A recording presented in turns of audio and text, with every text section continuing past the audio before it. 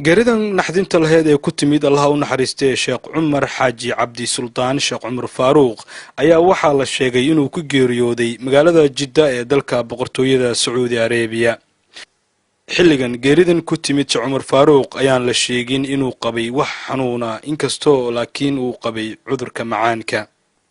allah u naxariistay sheekh cumar faaruuq oo ahaa daaci weyn oo si weyn looga yaqaanay dalka Soomaaliya wuxuuna xilliyadii ugu dambeeyay uu ku noolaa magaalada Jidda ee dalka Sacuudi Arabiya.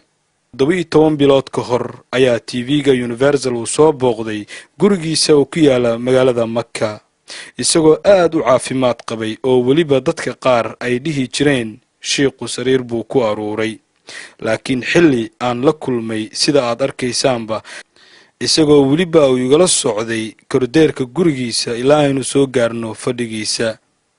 allah u naxariistay sheekh cumar faaruuq waxaa Soomaalida ku nool Soomaaliya gudaheeda iyo waliba dibaddeeda ku baraarujin jiray diinta Islaamka, wuxuuna duubay tafsiirka Quraanka Kariimka iyo waliba siirooyinkii Nabi Maxamed naxariis iyo nabadgelyo korkiisa ahaatee.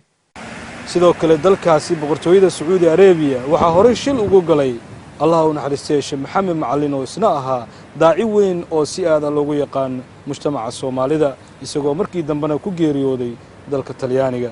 isla dalkaasi boqortooyada Sacuudi Arabiya waxaa ku geeriyooday allah u naxariistay sheekh maxamed rashaad oo isna ahaa daaci weyn oo si aad loogu yaqaanay gudaha dalka Soomaaliya iyo guud ahaan meesha Soomaalidu ay ku nooshahayba.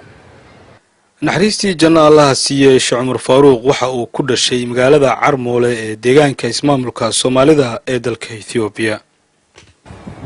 allah u naxariistay sheekh cumar faaruuq waxa uu da'diisu ahayd 60 jir sida la sheegay, isla markaana waxa uu ifka kaga tagay 3 xaas iyo waliba 15 caruur oo isugu jireen 9 wiil iyo 6 gabdhood. sheekh cumar oo si aad loogu yaqaan dunida gaar ahaan dadka Soomaalida ayaa wuxuu ahaa daaci weyn. fattaqullaha واصلحوا ذات بينكم Soomaaliya alla ka baqa waxa kala tabanaysan ka heshiiyo fadhi iyo deganaan uga wada hadla ilaahna taas inuu Soomaaliya ku hanuuniyo baan ka baryayaa fidnadana uu ka damiyo ka qaboojiyo wabillahi tawfiiq. ibraahim cumar baafe wararka Universal London.